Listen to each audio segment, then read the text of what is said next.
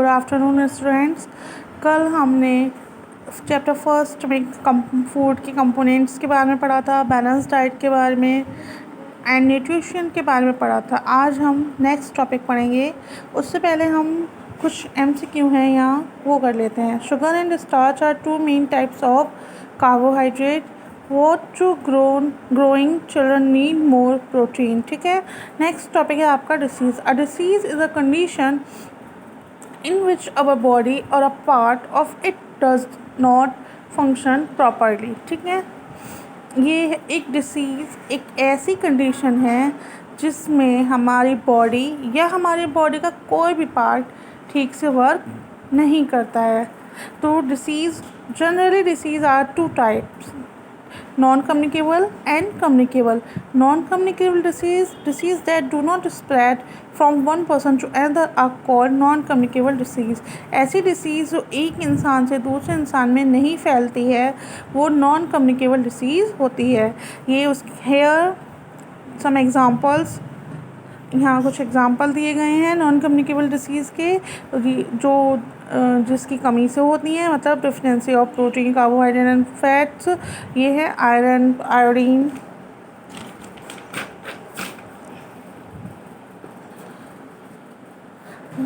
Calcium and phosphorus, vitamin A, vitamin B, vitamin C and vitamin D. ये examples हैं इनके, ये आपको रीड करने हैं। एंड नेक्स्ट है communicable disease. The disease that spread from one person to another are called communicable or infectious disease.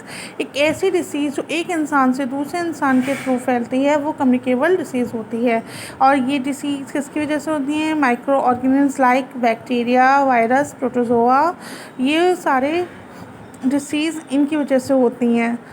ठीक है, जैसे बैक्टीरिया, वायरस, प्रोटोजोआ, इनकी डिसीज़ हैं जो इनसे होती हैं। तो स्प्रेड ऑफ कम्युनिकेबल डिसीज़, इसके क्या कौन कौन से वे होते हैं एक सिक पर्सन से हेल्दी पर्सन तक के, जिससे वो फैलती हैं। ठीक है, थ्रू एयर। कुछ डिसीज़ ऐसी होती हैं जो एयर के थ्रू फैलती हैं। ठीक है, जैसे कॉमन कोल्ड, डिप्थेरिया, फ्लू। कुछ disease through infected food and water. कुछ डिसीज़ ऐसी होती हैं जो इन्फेक्टेड फूड और वाटर के थ्रू फैलती हैं। Diarrhoea, typhoid, jaundice and cholera. कुछ डिसीज डायरेक्ट कांटेक्ट में आने से फैल जाती हैं, जैसे चिकन पॉक्स, रिंगवॉर्म और कॉमन कोल्ड, मेसल्स।